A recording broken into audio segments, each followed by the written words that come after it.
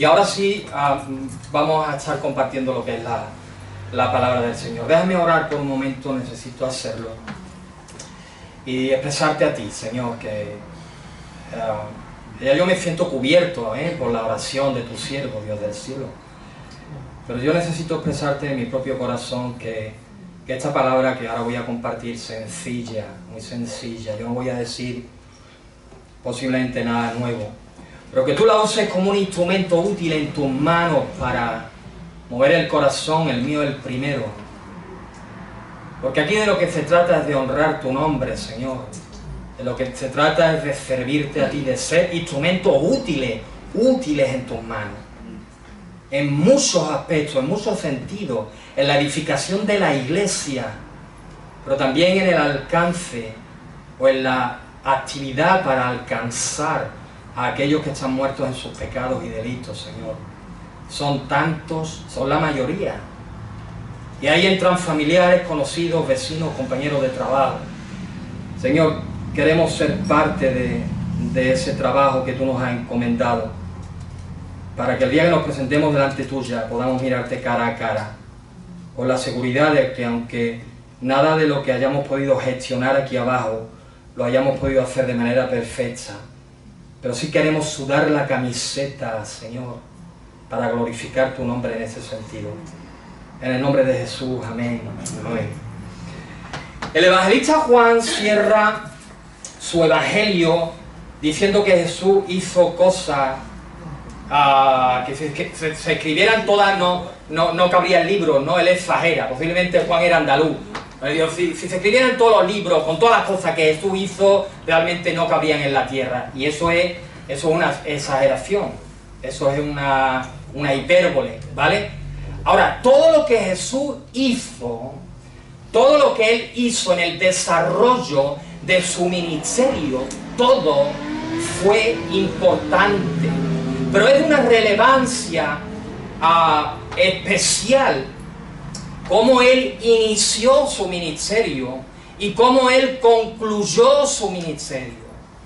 Jesús inició y concluyó su ministerio enfocado en el mensaje, en la predicación del mensaje del Evangelio.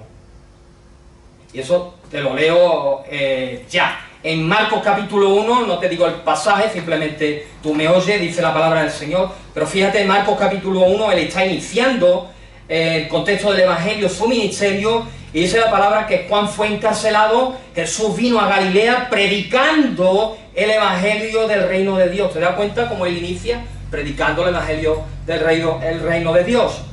Ahora, en clave de cómo concluyó su ministerio, iríamos a otro pasaje, también en este caso en Hechos de los Apóstoles, donde se nos dice, ya antes del partir, se habían reunido, le preguntaron, tú conoces el pasaje, Señor, ¿tú vas a restaurar el reino a Israel en este tiempo? Él les dijo, a ustedes no les toca conocer esto, lo siento, pero eso es información clasificada, ustedes esto no necesitan conocerlo, pero sí hay algo que ustedes sí necesitan conocer, y es que ustedes van a recibir poder, y cuando reciban poder va a ser porque va a venir sobre nosotros el Espíritu Santo, y cuando el Espíritu Santo venga sobre ustedes, ustedes me serán testigos en Judea, en Samaria, Jerusalén, Judea, Samaria y hasta lo último de la tierra. Ahora fíjate a continuación, y habiendo dicho estas cosas, viéndolo ellos, fue alzado, le recibió una nube que le ocultó de sus ojos, se fue. La acepción de Cristo, lo último que dijo fue, hecho, me seréis testigos. Así Él concluye en concepto de, ustedes tienen que predicar, ustedes me tienen que ser testigos. Ahora, el mismo Jesús, cuando te vas al contexto de las Escrituras y empiezas a ver cómo Él actuó, lo que Él dijo, en relación al mayor mandamiento, fíjate lo que te voy a decir, el mayor mandamiento que Él menciona en el desarrollo de su ministerio en relación a Dios es precisamente amarle a Él, a Dios, sobre todas las cosas, con toda la mente, con todas las fuerzas, con todo el corazón. Bueno, y el segundo ya ustedes saben, al prójimo como a vosotros mismos. Eso es lo más grande en clave de mandamiento. Pero cuando está en ese contexto que se va y lo que quiere dejar impregnado, subrayado en la mente de sus discípulos, no es amen a Dios sobre todas las cosas y a su prójimo como a sí mismo. No, lo que les dice es, me seréis testigos. Hay tantas cosas importantes en la palabra del Señor que podemos ver que Él dijo, cosas tan importantes como por ejemplo la santidad. Si no hay santidad en la iglesia, apague, vámonos. Y volvemos al concepto de antes, no hablamos de perfección, porque perfección, si se trata de perfección en cuanto a no pecar, apague, vámonos, porque aquí ninguno deberíamos de estar. Pero sí, Él es un Dios santo, santo, santo, que quiere un pueblo santo en toda su manera de vivir. Pero cuando está en ese contexto donde los discípulos no saben, pero Él sí sabe que a renglón seguido va a ser levantado y ya no va a estar más con su iglesia en persona, Él no les dice, sean santos, con todo lo importante que Él les dice, me seréis testigos. Y ahí aplica cualquier otro aspecto. Qué importante la oración, qué importante el perdón mutuo. Pero lo que Él dice no es perdónense, recuerden, me voy, perdónense unos a otros, oren sin cesar. No, lo que Él dice, concluyendo, cerrando un ministerio de 3 años y medio, es me seréis testigos. No dice edifiquen a mi iglesia, no, dijo, me seréis testigos. ¿Te das cuenta de la importancia? Tantas cosas como pudo decir y donde se enfocó en sus últimas palabras, sean mis testigos, ser sus testigos conforme a lo que se recoge en el Evangelio al final de Mateo, de Marcos, que tú conoces. Ser testigo equivale a predicar el Evangelio a toda criatura. Ser testigo equivale a enseñar todas las cosas que Él mandó. Ser testigo equivale a bautizar a los nuevos convertidos en el nombre del Padre, del Hijo y del Espíritu Santo. Ser testigo equivale a continuar la gran comisión. Iglesia. Y digo continuar porque no somos nosotros, no es la iglesia que la inició. Nosotros, la iglesia, no hemos iniciado la gran comisión. La gran comisión la inició Jesús. Nosotros tenemos que continuarla. Y ese concepto de continuarla es el que Él está inculcando cuando en ese contexto final, importante, relevante, le está diciendo, me seréis testigos. Ustedes me serán testigos. No solo a ellos en ese contexto histórico, sino a todos aquellos que íbamos a recibir al Espíritu Santo. La gran comisión es Jesús quien la inicia, es Jesús quien la establece en el contexto histórico, por medio de su muerte, por medio de su resurrección. Él es Jesús quien le da validez legal delante del Padre, por medio de lo que acabo de citar. Nuestra salvación es legalmente aceptable delante del Padre. ¿Y eso por qué? Eso es porque Jesús murió y pagó. Pero eso es también porque Jesús resucitó de entre los muertos. Para Jesús la gran comisión fue su misión. El venir a buscar y a salvar lo que se había perdido. Para nosotros es una comisión. Una gran comisión. Amén. Amén. Una gran comisión divina dada a una nación santa que somos nosotros en Cristo, en medio de las naciones impías de la tierra, que conlleva 3 mandatos fundamentales, ya los he mencionado. 3 mandatos fundamentales: la predicación del mensaje del Evangelio, el discipulado cristiano conforme a las Escrituras y el testimonio del bautismo. La gran comisión conlleva en 3 palabras: predicar, discipular y bautizar. ¿Qué es gran comisión? Predicar, discipular y bautizar. ¿Qué es gran comisión? Predicar, discipular, bautizar. Hacerlo en un marco local. Para ellos Jerusalén. Sean testigos en Jerusalén. Para ellos Jerusalén, un marco local. Para nosotros sería Jerez. Para ellos también hacerlo, gestionar Gran Comisión en un ámbito nacional. Para ellos fue Judea. Para nosotros un ámbito nacional sería España. Hacerlo en un ámbito transcultural. Para ellos fue Samaria. Para nosotros podría significar Marruecos, por ejemplo, es otra cultura, es otra dinámica de vida, es otra concepción en relación a lo que es la deidad, ¿no? Y en un ámbito internacional, toda la tierra, de igual manera para ellos que para nosotros. Ahora, el problema, o uno de los problemas, yo aquí cuando yo gestiono esto yo pongo el problema, pero me doy cuenta después digo, no es el problema, es uno de los problemas, al menos hasta donde yo alcanzo a entender. El problema, uno de los problemas es que la iglesia está sobreenfocada en el discipulado cristiano. No estamos enfocados en la predicación del Evangelio, sino en la edificación y en el crecimiento de nosotros mismos. En base a eso, el perfil que tú puedes ver normalmente en las congregaciones es un perfil, yo lo llamo, con permiso de ustedes, un perfil iglesentrista, una iglesia centrada en sí misma.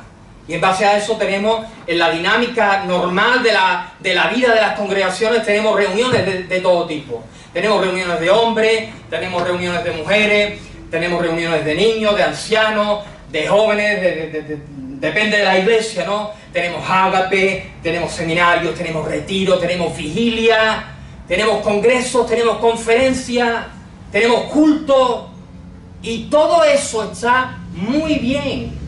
No creas que yo estoy, Dios me libre, criticando eso. Eso es bueno, eso tiene que estar, eso está pensado para edificar a la iglesia, para darle crecimiento, para fomentar la comunión entre los santos, pero tomando prestado un principio que Jesús usó en otro contexto, es necesario hacer esto en la iglesia, pero sin dejar de hacer lo otro.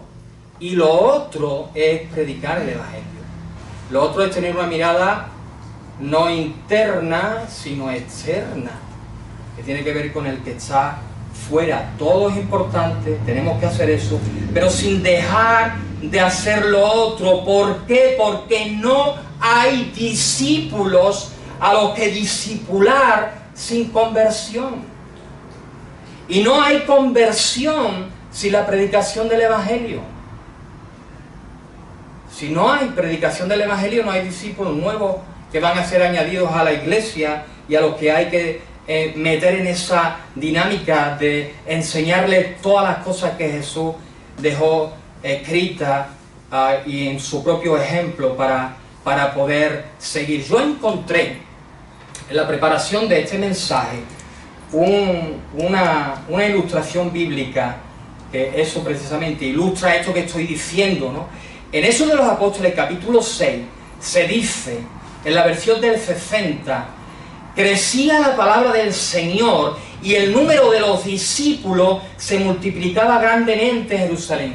Yo he leído esto muchas veces como tú, pero es cuando tú haces lectura en otras versiones, por eso es bueno usar otras versiones, que te da luz al respecto de lo que se está diciendo en el pasaje en particular. Y hay otras versiones que traducen este pasaje donde te he leído que se dice crecía la palabra del Señor y el número de los discípulos se multiplicaba grandemente. Otras versiones traducen diciendo la predicación del mensaje evangélico alcanzaba círculos cada vez más amplios y el número de los discípulos aumentaba de manera extraordinaria en Jerusalén. La predicación del mensaje del Evangelio equivale a lo que dice en la versión del 60, crecía la palabra del Señor. Entonces estamos hablando del concepto de causa-efecto. ¿Cuál es el efecto? El crecimiento en Jerusalén, en este caso, exponencial de la congregación. Se multiplicaba, dice Lucas, grandemente la iglesia, el número de los discípulos se multiplicaba grandemente. Ese es el efecto. ¿Cuál es la causa? ¿Cuál fue la causa? la predicación del Evangelio, no las reuniones de oración, no la predicación que tenemos para nosotros, que repito, eso tiene que estar, pero no es el trabajo interno de edificación de la iglesia, no es la predicación del Evangelio, es ese mensaje que ya tú sabes, conoces por la palabra, es la promulgación, la siembra de esa semilla que tiene poder para salvación, tiene poder de Dios, dice el mensaje, dice la palabra, poder de Dios para salvación. Esa semilla, la implantación de esa semilla, la siembra constante, eficaz de esa semilla es lo que hace que las iglesias crezcan. Y no podemos estar enredados siempre en la dinámica de que España es muy dura y que no sé qué, y los tiempos, porque nunca ha sido fácil para la iglesia cumplir con esta labor de predicar el Evangelio. Aquí no corremos ninguno riesgo de que nos cojan y nos pongan ahí para que nos coma un león. Ellos sí tenían ese riesgo. Nosotros no, nosotros tenemos otras problemáticas. Entonces siempre hay en el mundo siempre va a haber, porque el mundo está bajo la autoridad del maligno, siempre va a haber un espíritu de rechazo. Y cuando tú siembras, tú no puedes esperar que todas las semillas den fruto para salvación, porque la parábola del sembrador no enseña eso. Jesús en la parábola del sembrador no enseña que eso vaya a ocurrir, y eso no ocurre. Pero lo que enseña de forma paralela en ese mismo contexto es que si hay un porcentaje de esa semilla, dícese en ese contexto un 25% de personas que sí que van a oír y personas que sí que se van a convertir realmente al Evangelio y van a ser añadidas a la iglesia y va a entrar en esa dinámica de ser discipulada, como ya hemos estado mencionando. El efecto, el crecimiento congregacional, la causa, repito, continúo, la predicación del Evangelio. La predicación es el motor que no puede estar apagado, iglesia. Lo digo a mí mismo el primero, ¿vale? No es que yo venga a decirle a ustedes, no, lo digo en el Señor para mí y para vosotros. Ese motor no puede estar apagado por más tiempo. La predicación del Evangelio es ese motor. La predicación provoca crecimiento cuantitativo, crecimiento numérico. El discipulado no provoca eso. Lo provoca la predicación del mensaje que estamos hablando. El discipulado provoca crecimiento cualitativo, y eso es importante, eso tiene que estar. Crea el enseñar todas las cosas que Jesús dejó encargadas. Eso, cuando se enseña a la iglesia, da crecimiento cualitativo en clave de calidad. La iglesia madura, la iglesia se corrige, la iglesia crece en ese sentido de santidad, etc. El discipulado, por tanto, es necesario. Pero la predicación del Evangelio, o el evangelismo, dicho de otra forma, es, o debe de ser, o eso entiendo yo al menos, debe de ser prioritario. Porque es urgente. Hay una urgencia de fondo que nosotros no tenemos, o que nosotros no sufrimos, porque ya somos salvos en Cristo. Pero para ellos sí es urgente que tu boca, mi boca se abra, que les anunciemos ese mensaje. Para ellos sí es urgente, porque quien muere, físicamente hablando, a ese se le sella su destino eterno. Y ahí ya todo lo que había que decir quedó dicho.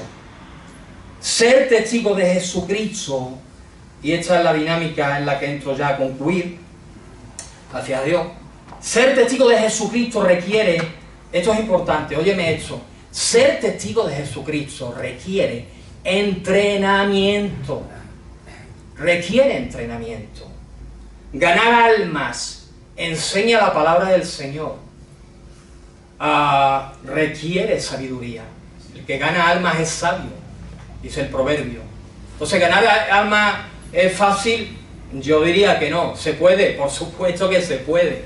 Estamos nosotros aquí, somos evidencia de que se puede. Alguien nos habló, alguien abrió su boca, dedicó su tiempo, se preocupó en tener capacitación para darnos ese mensaje que Dios usó para transformar nuestra vida, estar en su casa al día de hoy.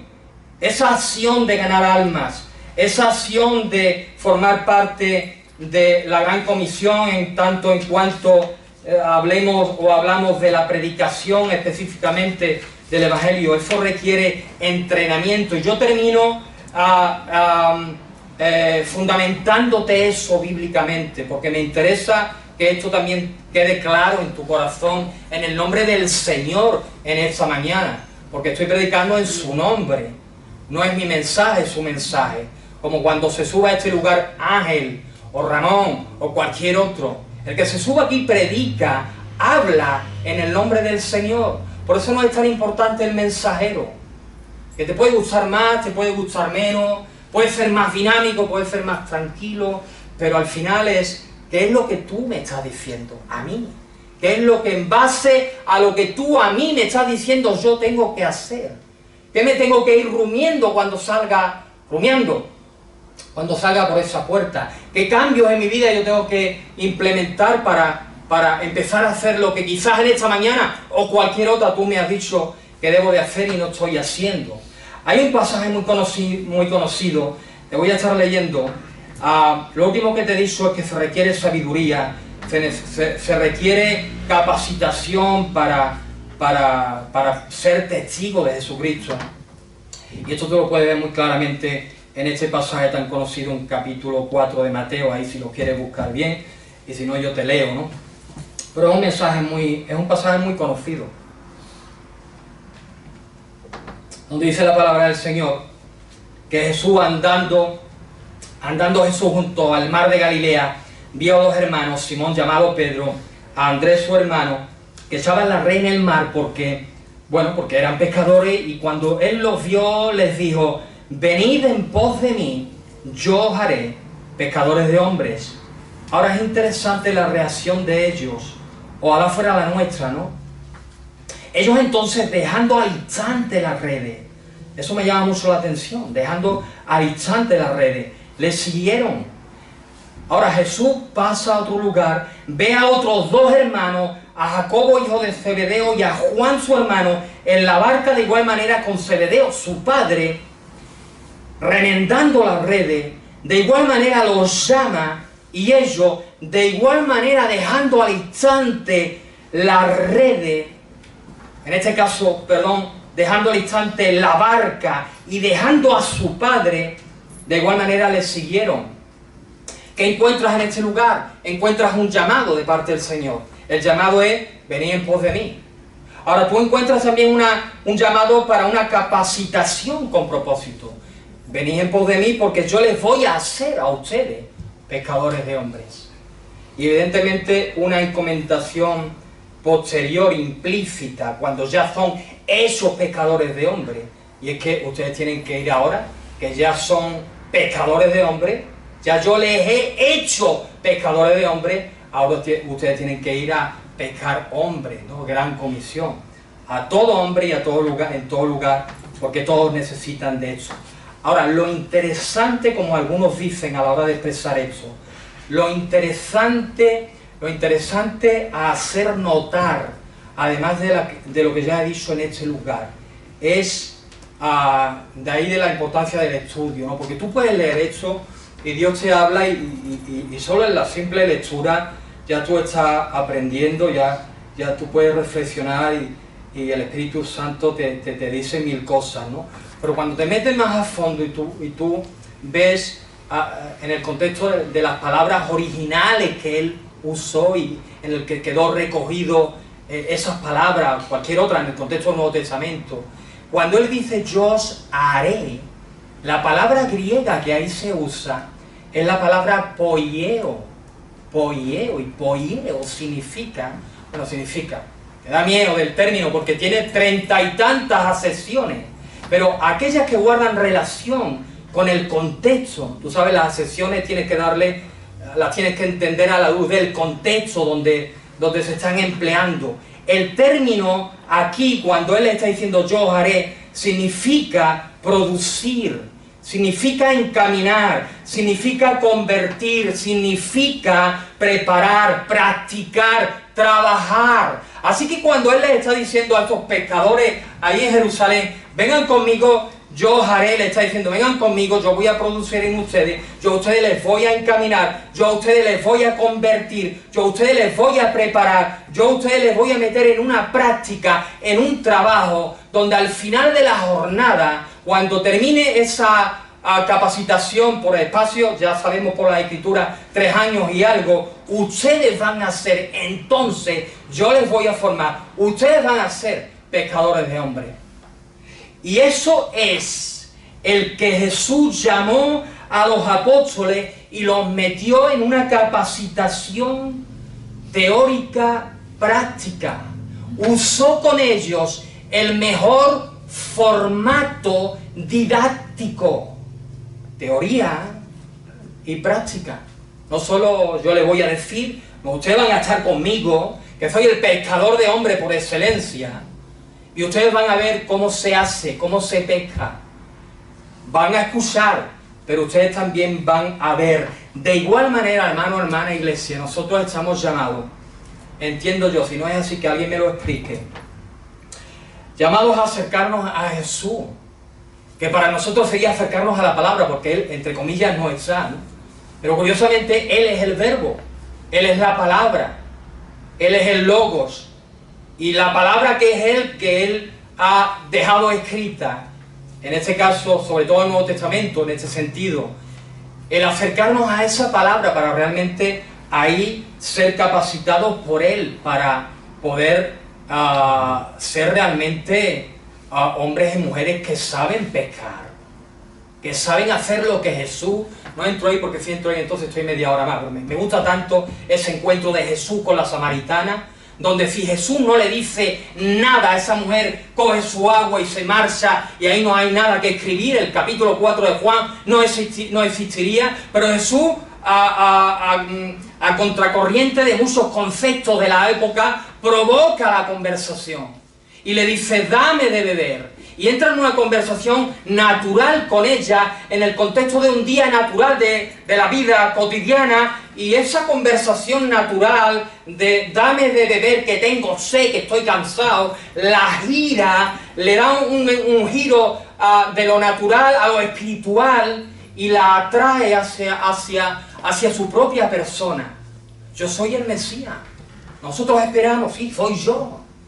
Evangelismo es eso, es conducir a la persona a Cristo. ¿Por qué a Cristo? Porque Él es el que salva. Él es el que persona, el que perdona, el que redime, el que justifica. Él fue quien derramó su sangre. Él es el que lo hace. ¿A quién vamos a conducir a las personas? ¿Qué vamos a decir? Ven a mi iglesia, que mi iglesia es... Bueno, ven a mi iglesia y gloria a Dios por mi iglesia. Pero el enfoque no es ven a mi iglesia, que también, ¿no? El enfoque es ven a Jesús. Amén. Ven y ve, conócele. Mira lo que hizo conmigo. Y ahí entra el testimonio personal. Yo era, pero ahora mira. Yo tenía, pero ahora X, ¿no? Ya el testimonio de cada cual. Déjame terminar. Y digo terminar en serio, ahora ya es de verdad. Con 2 declaraciones bíblicas y 3 preguntas retóricas. 2 declaraciones bíblicas, solo las leo. 3 preguntas retóricas, las leo y me siento. Las preguntas o las declaraciones son las siguientes. Primera declaración. Ya todo esto realmente está prácticamente dicho anteriormente. Pero déjame dejar esta declaración en tu corazón. Todo aquel, la primera, todo aquel que recibe al Espíritu Santo, lo recibe para ser testigo de Jesucristo. ¿Tienes al Espíritu Santo? Sí. Él está en tu vida para santificarte, para guiarte, para ayudarte, para recordarte, para corregirte. Y como decía mucho Andrés Sánchez en aquel entonces, ¿y cuántas cosas no? Pero el Espíritu Santo también nos ha sido dado para darte fruto del Espíritu, dones del Espíritu, tantas cosas. Pero el Espíritu Santo también se nos ha dado en bocas de Cristo Jesús para ser testigos de Él. Para darnos ese poder, esa capacitación para ser testigos de Él. Y levanto algo para que nadie se duerma, ¿no? Para ser testigos de Jesucristo, Entonces recuerda eso, porque todo aquel que tiene el Espíritu, todo aquel que lo tiene esa responsabilidad de ser capacitado para ser testigo de Jesucristo. La segunda declaración es, a todos, es casi decir lo mismo de otra manera, a todos se nos ha encargado el ministerio, conforme a Corintios, Pablo escribiendo a los Corintios, a todos se nos ha encargado el ministerio y la palabra de la reconciliación. A todos, no eches balones fuera. No pienses esto es para el pastor, esto es para el consejo, esto es para los grupos misioneros. No, no, a todos, a ti. El Espíritu está en ti, lo que acabamos de decir. De eso ya tú lo sabes, ¿no? Para capacitarte para eso, para ser testigo de Jesucristo. Así que vamos a asumir cada cual nuestra responsabilidad. Ahora, hay 3 preguntas retóricas. Y 3 preguntas retóricas. La pregunta retórica no está esperando respuesta, pero esto no es del todo así. Yo te pido que des respuesta, que le des respuesta a Él, si quieres, que se la deje en tu corazón, que lo hagas en esta mañana, o que lo hagas esta tarde, que lo hagas mañana, o que lo hagas cuando consideres hacerlo, si es el caso. Pero si alguien en todo caso espera respuesta a estas cuestiones con las que termino en esta mañana, si hay alguien que espera una respuesta por tu parte, es Él. Es nuestro Señor, no soy yo como pastor o como hermano tuyo en Cristo, ¿no?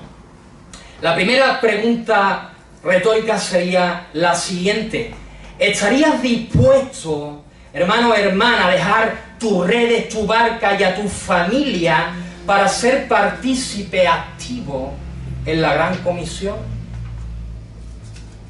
Y lo de dejar familia y tal, entiende siempre en clave de dar prioridad a lo que tiene prioridad.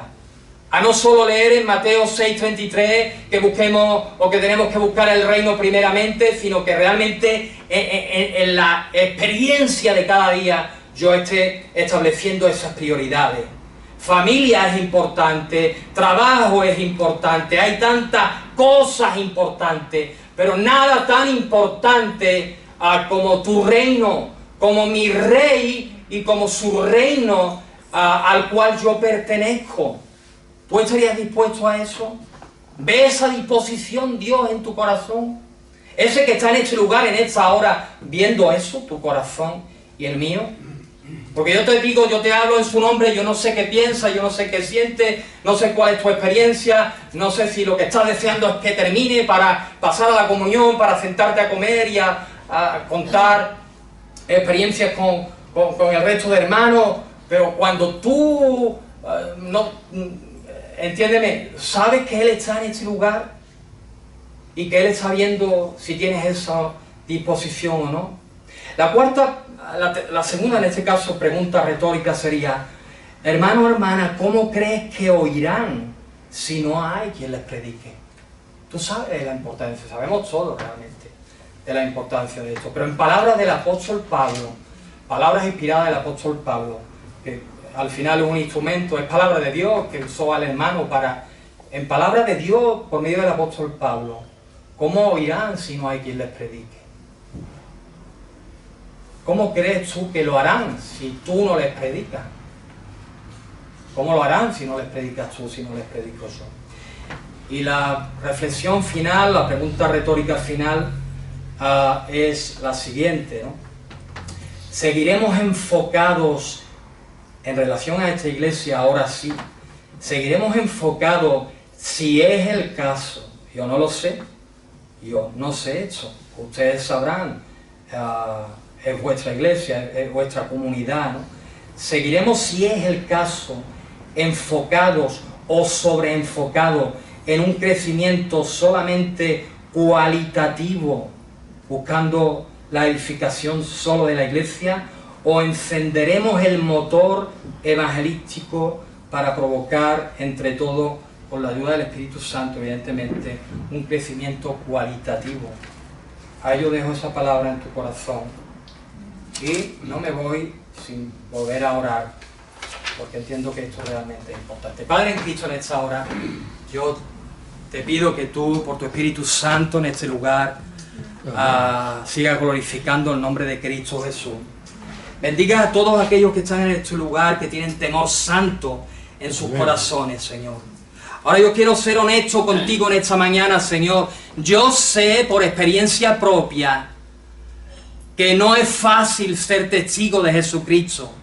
Yo sé por experiencia propia que no es fácil vivir al día de hoy en medio de esta sociedad. Yo sé lo que cansa el trabajo o el paro, lo que agota la enfermedad, Señor, los conflictos del día a día. Yo sé que eso cansa, que agota, que merma la fuerza. Señor, yo lo sé, pero también sé que hay poder en el nombre de Jesucristo, que por medio de tu Espíritu Santo nosotros podemos hacer proeza. Y eso es lo que te pido en esta hora. Que lo hagas tú, que nos muevas tú, que nos enciendas tú por medio de tu Espíritu, que traigas avivamiento en ese sentido a esta congregación, a cada vida en particular, Señor. Nos muevas por tu Espíritu Santo, establezcas prioridades en nuestros corazones, traigas esa conciencia, ese estímulo, esa capacitación para poder tener claro, para poder ser movidos a misericordia en relación a aquellos que no te tienen, que están expuestos a una condenación horrenda, Señor. No queremos ser cómplices de eso, queremos ser instrumentos útiles en tus manos. Yo te pido que eso sea una realidad en esta congregación. Si hay alguien que puede provocar eso, eres tú. Yo te pido que tú lo hagas, Señor. Te ruego que tú lo hagas, Espíritu de Dios, y que lo hagas en el nombre de Cristo. Amén. Amén.